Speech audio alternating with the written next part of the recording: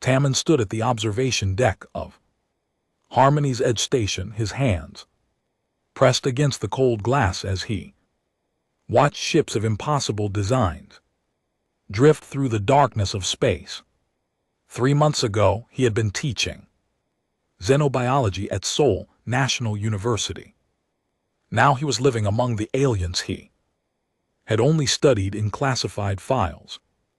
The station was enormous, a spinning wheel of metal and light that housed over 50 different species. Tam Min had spent his first week simply trying not to stare at everyone he passed in the corridors. There were beings with 4 arms, creatures that floated instead of walked, and others whose bodies seemed to shift and shimmer like water. He was on his way to his first major assignment, a symposium on biological compatibility studies.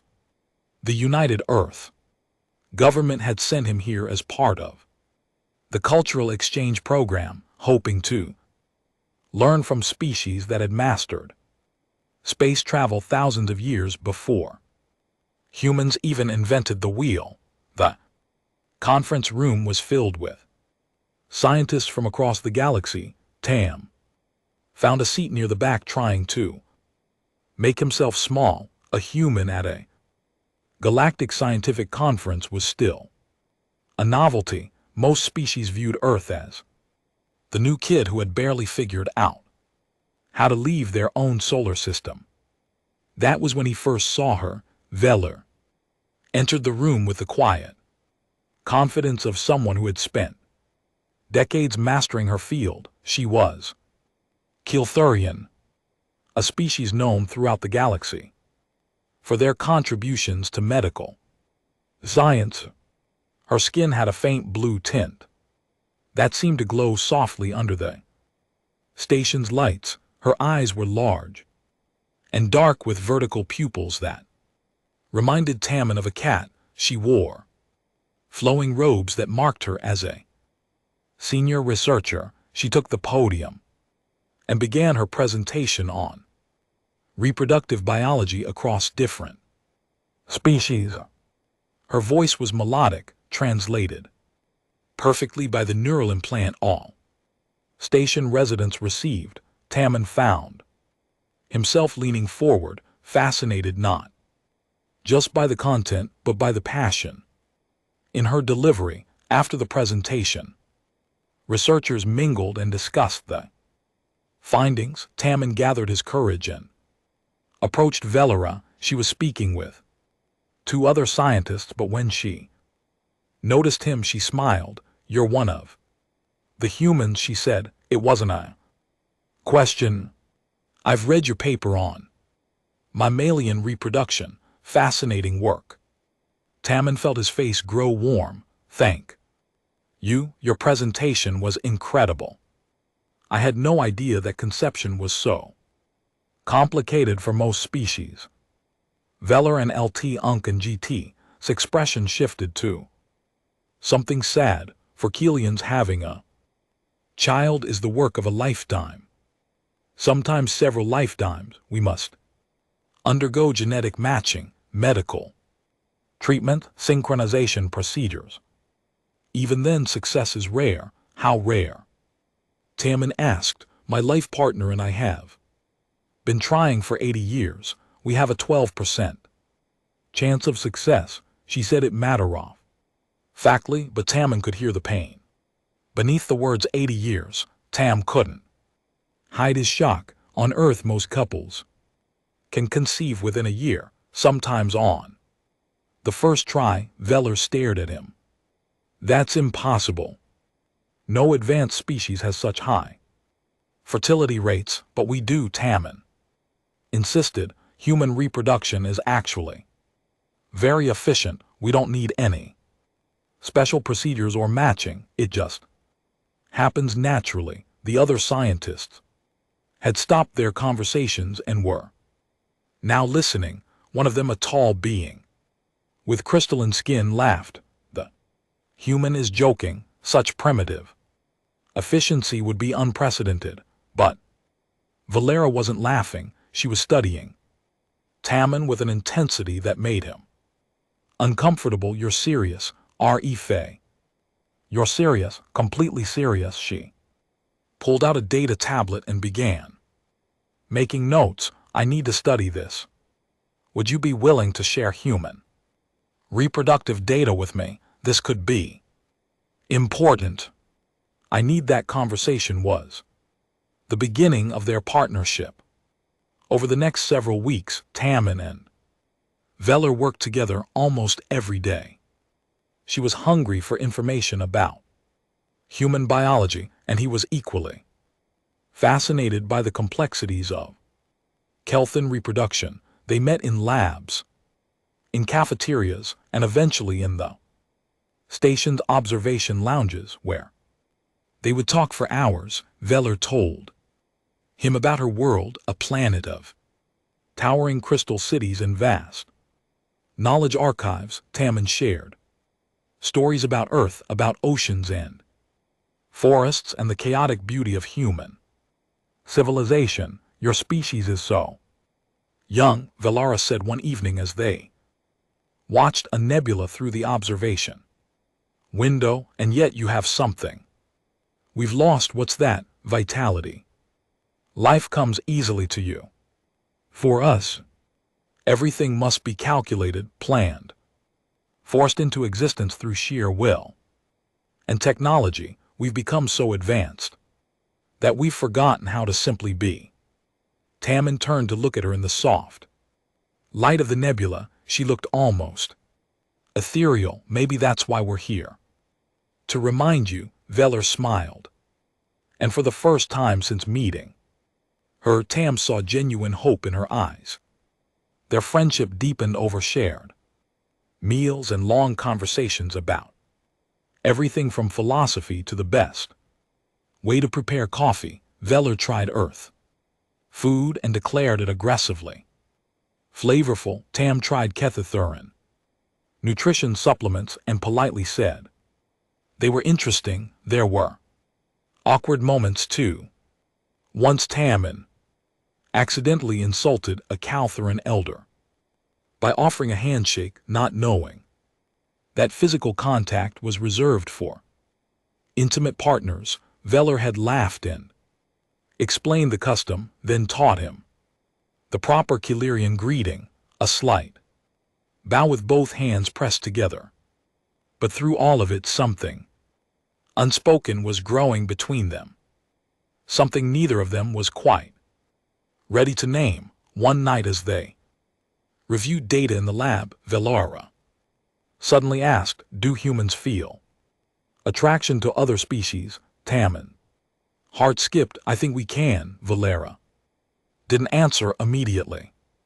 She was quiet for a long moment before saying, just curious about human psychology. But the question hung in the air between them, impossible to ignore. The weeks turned into months, and Tammin found himself thinking about Velara constantly. They had moved beyond professional colleagues into something that felt like genuine friendship. But if he was honest with himself, it was becoming more than that. They had started meeting outside of work hours. Velara showed him parts of the station that most humans never saw, including a garden level where Calthurian plants grew under artificial sunlight. The flowers there released a soft humming sound that Velara said was how they communicated. Everything alive wants to connect, she told him as they walked through the garden. Even plants reach out to each other. Tammin wanted to reach out and take her hand, but he held back. He still wasn't sure what was appropriate, what was even possible. Between them, one evening Velara invited him to her quarters for dinner. It was a Kelthurian custom, she explained, to share a meal in private. When you considered someone close, Tam Min arrived with a bottle of wine from Earth, something he had been saving for a special occasion. Her quarters were beautiful, decorated with crystalline Sculptures that caught and reflected light in mesmerizing patterns. They sat on low cushions around a table where Veller had prepared a mix of Calthurian and human dishes. "I've been practicing," she said with a shy smile.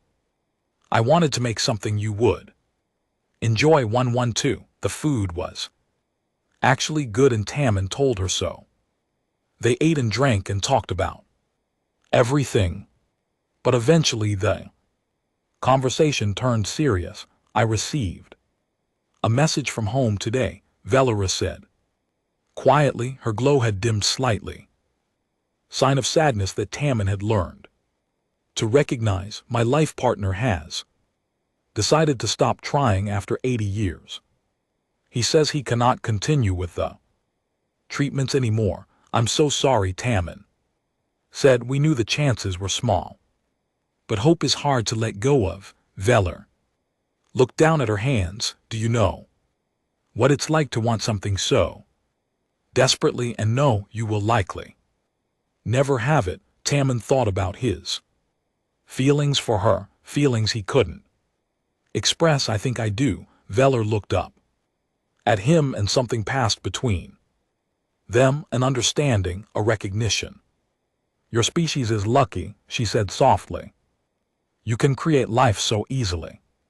You don't understand how precious that is." "Maybe," Tammin said, "but we struggle with other things: connection, understanding, finding people who truly see us. And have you found that here?" Tammin's heart was pounding. "I think I have." The space between them seemed to shrink. Velara's luminescent markings grew brighter, and Tammin later learned this was a sign of deep emotion. She reached out slowly, giving him time to pull away if he wanted. Her hand touched his, her skin warm and surprisingly soft. "This is forbidden," she whispered. "In our species, relationships are not illegal, but they are heavily discouraged. They never work." "We're too different, are we?"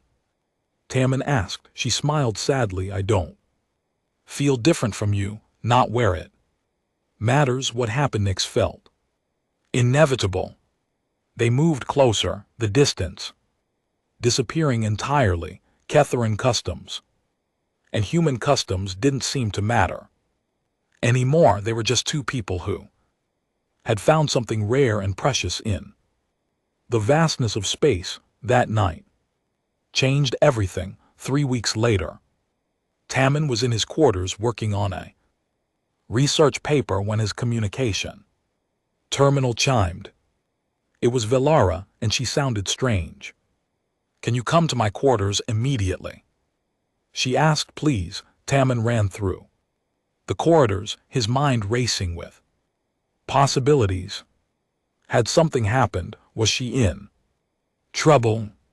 When she opened the door, her face was pale, her markings flickering erratically. "What's wrong?" he asked. She pulled him inside and closed the door. Then she showed him her bio monitor, a device all Calarians wore to track their health. The readings made no sense to Tam at first, but Vaylor explained in a shaking voice, "I'm pregnant." The words hung in the air like a physical thing. Tammin felt his knees go weak. "That's impossible," he said. "Cross-species conception doesn't happen. Every expert says it's impossible. I've run the test 17 times. Veller said I had 3 different medical scanners confirm it. I'm pregnant, Tin.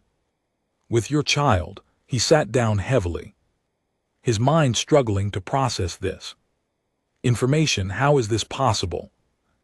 "Don't know. This has never happened before in recorded galactic history.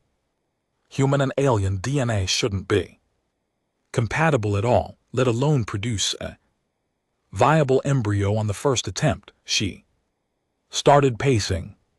"Do you understand what this means? Cathathurians spend decades, centuries, trying to conceive with their own species, and I got pregnant from one night with a human." Tammin stood and went to her, taking her hands. Are you okay? Is the baby okay? Veller looked at him with wide eyes. The baby appears to be developing normally, but Tammin, this is going to cause chaos when people find out. Everything will change. Do you want to keep it? He asked quietly. She pulled her hands away and wrapped her arms around herself. I've wanted a child my entire life, but this, I'm terrified. This baby will be unique in the entire galaxy. There will be political consequences, scientific scrutiny, social backlash. I'll be here, Tam promised. Whatever you decide, I'll support you. Velara turned to look at him, tears sliding down her face in a way that looked almost human. I want this baby, ours, but I'm so scared. Onwa.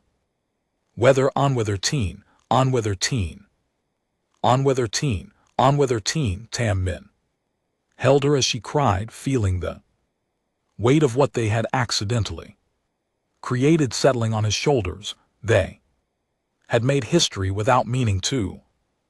Human and an alien doing what the greatest scientist in the galaxy said was impossible, and now they would face whatever came next. Together, the news spread through the scientific community faster than light travel. Within 48 hours, every major research institution in the Galactic Coalition knew about the pregnancy. Veller's quarters were surrounded by curious scientists, journalists, and officials wanting to verify the impossible claim.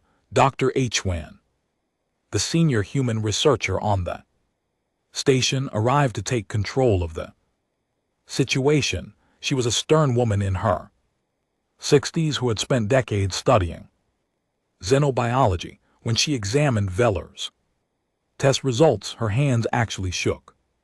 This shouldn't be possible, she muttered, running the scans for the 5th time. Human DNA and Keeltharan DNA have completely different structures. The chromosomes don't match. The proteins are incompatible. This should have been biologically impossible, and yet here we are. Velara said quietly. She sat on the medical bed, Tammin beside her holding her hand. Dr. Haiwan looked at them both with something like awe.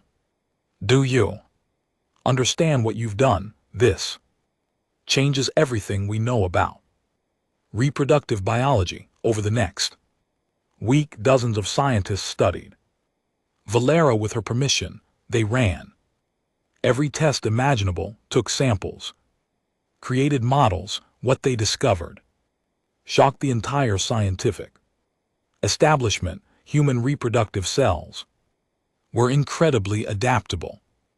While other species had evolved specialized reproduction that required perfect conditions, humans had kept a more primitive but remarkably flexible system. Human genetic material could apparently bridge gaps that other species couldn't, adapting and merging with alien biology in ways that defied current scientific understanding. It's like your DNA is a universal key, explained one researcher, a floating being called Kale who specialized in genetic studies. Every other species in the galaxy has evolved reproduction that's highly specific. Humans kept something ancient and versatile. You traded efficiency for adaptability. The implications were staggering. If humans could reproduce with Ketherans, could they reproduce with other species? 2. The galaxy was full of civilizations facing fertility crisis. Advanced species everywhere had the same problem. The more evolved they became, the harder it was to create the next generation. But the news wasn't received well by everyone. The Calarian government issued a formal statement expressing concern. Conservative Factions called the pregnancy an abomination, a mixing of species that violated natural law. On Earth, some human groups protested, saying that Tammin had betrayed his species by being intimate with an alien. Then the threat started. The first message arrived on Velar and LT Uncan GT's terminal late at night. It was short and direct: end the pregnancy, or we will end it for you. It was signed by a group calling themselves the Drethian Purity Council, an organization dedicated to maintaining species separation. Security around Valara increased immediately. Tammin barely left her side. His friend Jiho, a human security officer built like a tank, volunteered to be part of her protection detail. Nobody touches her, Geo said firmly, standing outside her quarters like a guardian statue. They'll have to go through me first. Despite the threats, Velara refused to terminate the pregnancy. I've waited my whole life for this, Velarask, she told Tammin one night as they lay together in her quarters. I won't let fear take it away. The baby was developing faster than expected. At 6 weeks, it was already the size of a 3-month human fetus. The hybrid seemed to be taking growth patterns from both species, creating something entirely new. She's beautiful, Velara whispered, watching the ultrasound screen. The doctors had determined the baby was female, though even that was complicated with cross-species genetics. Shitan asked, his voice thick with emotion. Yes, a daughter, our daughter. The Galactic Coalition Council called in emergency session to discuss the pregnancy. It was unprecedented for the Council to involve itself in personal matters. But this was far more than personal. This was potentially galaxy changing. Tammin and Valara were summoned to speak before the council. They stood together in the massive chamber, surrounded by representatives from hundreds of worlds. The pressure was immense, but Valara held her head high. A council elder, an ancient being from a species that had been space faring for 10,000 years, spoke first. This pregnancy represents unknown risks. We have no data on hybrid offspring. Child could be dangerous, unstable, or suffer greatly. Many believe it would be merciful to terminate now. Velar and LT Uncan GT hand went protectively to her stomach. With respect, Council Elder, you're wrong. Every scan shows a healthy developing child. She is not an experiment or a risk. She is my daughter, a daughter of mixed species. Another council member said, this sets a precedent we may not want. If humans can reproduce with Catherians, what's to stop mass mixing of species? We could lose our distinct identities. Tam Min stepped forward, his voice strong. Fear of change has destroyed civilization throughout history. Yes, this is new. Yes, it's unprecedented. But since when is that a reason to destroy innocent life? Your species are dying out because you can't reproduce anymore. Maybe this is the answer you've been looking for. Humans as breeding stock, another delegate said. With disgust, humans as partners, Tammin corrected. The debate raged for hours. Some delegates argued for forced termination, others for strict regulations on interraces relationships, and still others saw potential in what Tammin and Velara represented. Finally, Kale, the Veltoran diplomat who had studied Velar's pregnancy, stood to speak. I have reviewed all the data extensively. This child is viable, healthy, and represents a remarkable breakthrough in our understanding of life itself. To terminate it would be to reject Knowledge out of fear, is that what we've become? The vote was close, but ultimately the council decided to protect the pregnancy and allow it to continue. Valara nearly collapsed with relief, but as they left the council chambers, G pulled Tammin aside. They're planning something and it's going to happen soon. Tammin looked back at Valara, who was being congratulated by supportive delegates. We need to be ready, I know, Jay said grimly. Because they're coming. Jay's warning proved accurate. 3 days later, he had spent those days working with station security, tracking encrypted communications between Purity Council members. What he discovered made his blood run cold. They're going to make their move during the medical scan tomorrow, Jiho told Tammin and Valara. In the secure conference room, they've bribed someone on the medical staff. Plan is to abduct during transport between her quarters and the medical bay. Velar placed her hand on her swollen belly. At 3 months she was showing significantly, the pregnancy advancing rapidly. What do? We set a trap, said Kel, who had joined their emergency meeting. The Velaran diplomat had become an unexpected ally, risking his own political standing to support them. We let them think their plan is working. But we're ready, Dr. Hewen nodded. I can arrange for additional security to be positioned as medical staff, but we need to catch them in the act or they'll just try again. Note, the next morning, Valara left her quarters as scheduled. Tammin walked beside her, his heart pounding. Jiho and 2 other security officers followed at a distance, dressed as maintenance workers. Hidden throughout the corridor were additional guards, all waiting. They were halfway to the medical bay when the lights suddenly went out. Emergency lighting kicked in, bathing everything in red. Tammin grabbed Valara's hand. Stay close to me, he whispered. Dark figures emerged from side corridors. Moving fast, they wore masks and carried weapons that hummed with energy. 6 of them all focused on Velar. Get back, Jiho shouted, stepping between them and Valara. The hidden guards emerged, but the attackers were ready for resistance. Energy blasts lit up the corridor. Tammin pulled Valara behind a structural support column as chaos erupted around them. The attackers were well trained, pushing back the security forces with coordinated movements. One of them broke through the defensive line, heading straight for Velar.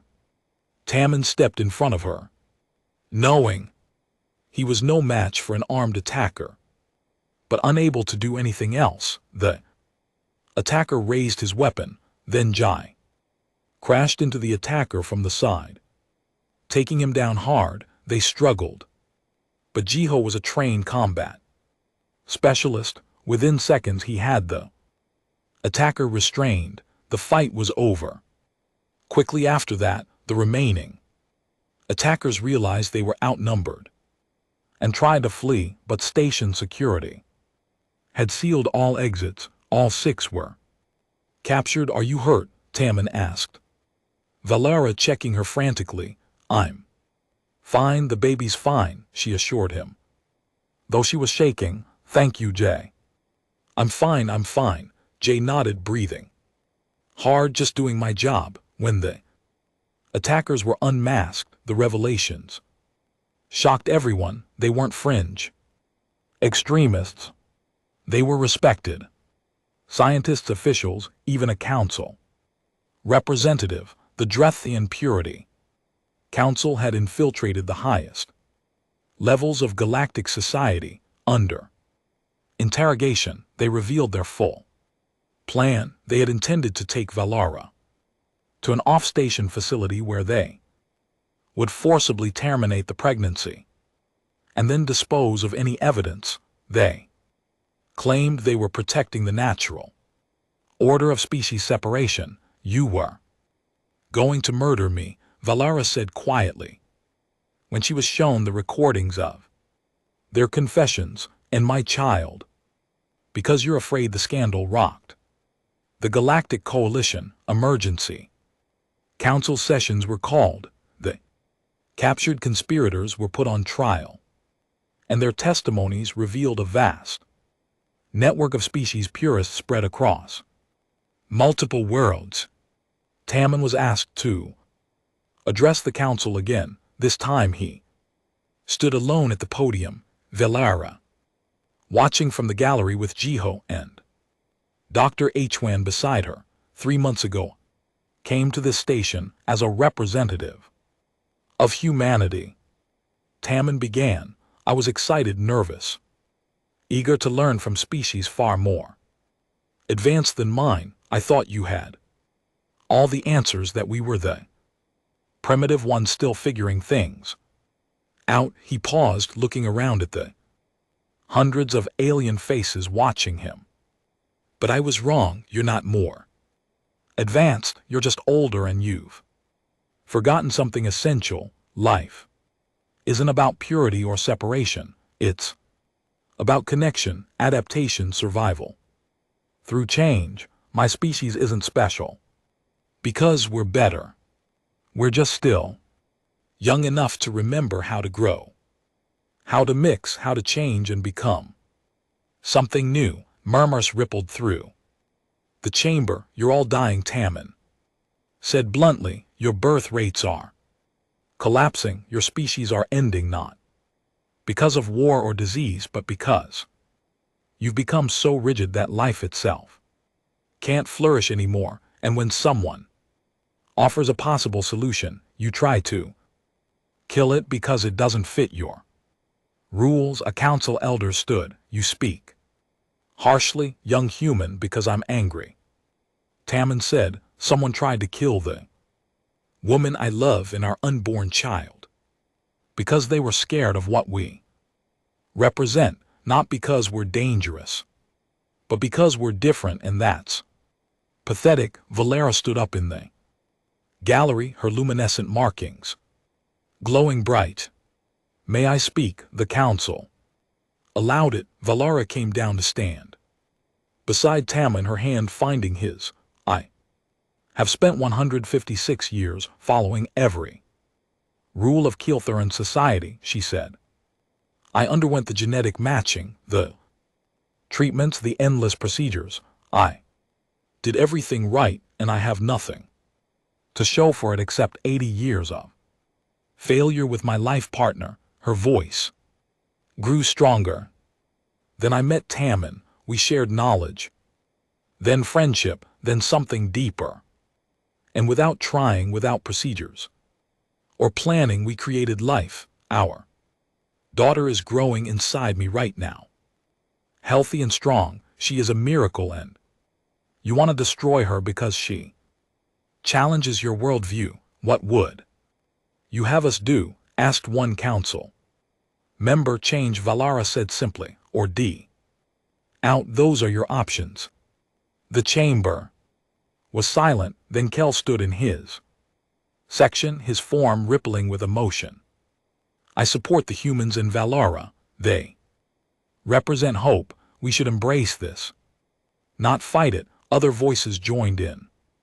Not all, but enough. The tide was turning. By the end of the session, the council passed new protections for interspecies families. The conspirators were sentenced to prison, and humanity's status in the Galactic Coalition was officially elevated to full member status with voting rights. Walking back to their quarters that night, exhausted but safe, Valara leaned against Tammin.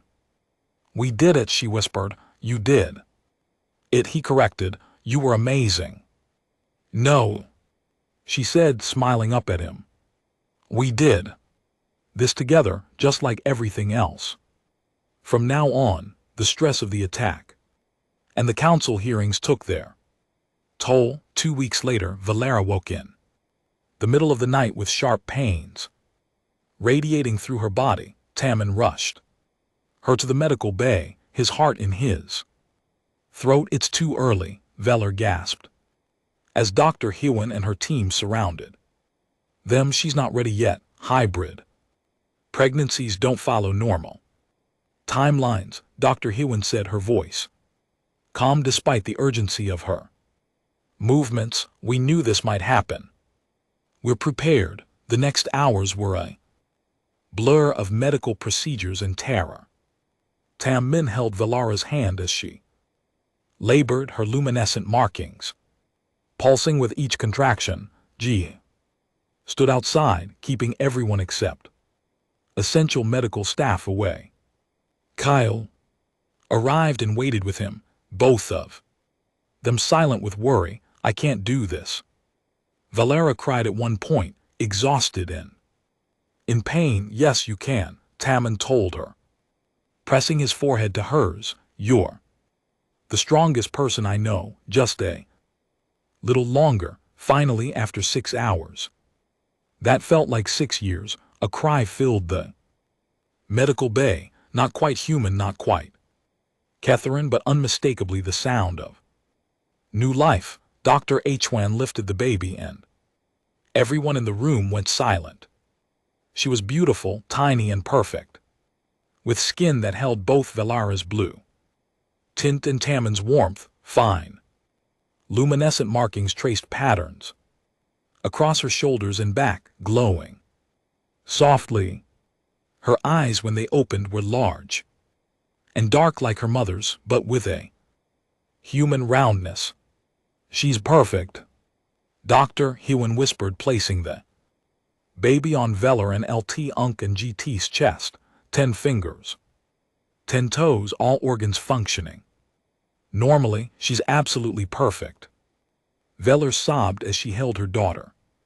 For the first time, Tammin couldn't speak, couldn't breathe, could only stare at the impossible miracle they had created. Hello, Dayam, Valera whispered to the baby. We've been waiting for you. Dome. It meant love in Korean. Tammin had suggested the name, and Valera had loved it immediately. Now looking at his daughter's face, he knew it was exactly right. The medical scans revealed something even more remarkable. Dom had inherited extraordinary traits from both parents. She had Keelthuran longevity, which meant she might live for centuries. But she also had human fertility potential, meaning she wouldn't face the struggles that plagued most advanced species. She was in every measurable way better adapted than either of her parents. She's not just a hybrid, Dr. Hwan explained to them later. She represents evolutionary advantage, the best of both species combined. Word of Dayam's successful birth spread across the galaxy within hours. The response was overwhelming. Some reactions were negative, calling her unnatural or wrong, but far more were hopeful. Species facing extinction suddenly saw a possibility they had thought lost forever. Within a week, the station's communication systems were flooded with messages from aliens asking about human-alien partnerships. Calthurian couples who had given up hope wanted to know if humans might be the answer they had been seeking. Other species began reaching out too, asking for humanity's help. Earth's government was overwhelmed by requests for cultural exchange programs for human volunteers willing to relocate to alien worlds, for medical research partnerships. Overnight, humanity went from being the newest and least significant member of the Galactic Coalition to one of the most sought-after species. Jiho, who had become like family to them, was offered a position as head of interspecies Family Protection Services, a new organization created specifically to Protect mixed families like Taemin and Valara's. Dr. Hwan established the Institute for Interspecies Reproductive Medicine with facilities on multiple world. She was flooded with research, applications and funding from governments desperate to save their species. Kyle worked with the coalition to create new laws protecting interspecies families and their children. What had been discouraged and looked down upon was now being actively encouraged. But for Taemin and Valara, the biggest changes were personal. They got married 6 months after Dom's birth, in a ceremony that blended human and Cathurian traditions. Valara wore white, like a human bride, but the ceremony took place in a Calaran crystal garden, with bioluminescent plants singing around them. Jiho stood as Taemin's best man. Kyle officiated using his diplomatic authority. Dr. Hwan attended with tears in her eyes, watching the family she had helped protect finally get their happy moment. Dong grew quickly, reaching developmental milestones faster than human babies, but with the emotional depth of Calarian children. By her first birthday, she was walking and speaking simple words in both Korean and Kelthuran. Her luminescent markings would glow bright when she was happy and dim when she was sad or tired. 2 years after Dom's birth, Velar became pregnant. Again, this time there was no controversy, no threats, just joy. She gave birth to twins, a boy and a girl, both healthy hybrids like their sister. The station had changed, too. The human population had grown from a dozen to several hundred as more humans came to be part of interspecies partnerships. A whole section of the station was now adapted for human-alien families, with schools for hybrid children and support services. Other hybrid births followed human children, human Drethian children, even human crystalline offspring that nobody had thought possible. Each one was unique, each one healthy, each one proof that life finds a way. 5 years after that first night, when Taemin and Valar had come together, Taemin stood in the station's main plaza watching down play with a group of other hybrid children. Some had blue skin, others had scales, some glowed, others had unusual eyes or extra limbs, but they were all laughing, all happy, all alive. Velar came to stand beside him, holding their youngest, a 3-month-old daughter who was currently trying to grab Velar's glowing markings. "Do you ever regret it?" Velar asked softly. "Everything that happened, how complicated life became." Taemin looked at Dome, who was showing off her glowing markings to impress the other kids. He looked at his wife, more beautiful to him now than ever. He looked at the baby in her arms, at the life they had built together. Not for a second, he said. In the distance, a ship was docking through the viewports. Taemin could see it was full of hopeful aliens who had come seeking what Velar had found: a chance at family, a chance at life, a chance at the future. Humanity had given the galaxy many things over the years: technology, culture, art, and music. But the greatest gift, it turned out, was the simplest one: the ability to create life, to mix and change and adapt, to prove that differences weren't barriers but bridges. Dom ran up to them, breathless and excited. "Papa, Mama, can we go to the observation deck? I want to see the ships coming in." "Of course," Taemin said, scooping her up. She wrapped her arms around his neck, her markings glowing bright with joy.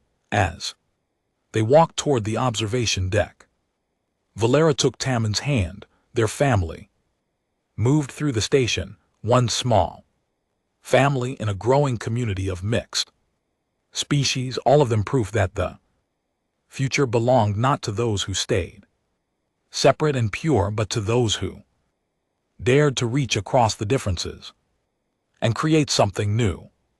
The galaxy was changing, one hybrid child at a time. And it all started because a human and an alien fell in love and accidentally proved that humanity's greatest strength wasn't their technology or their intelligence, it was their ability to bring life and hope to a dying galaxy.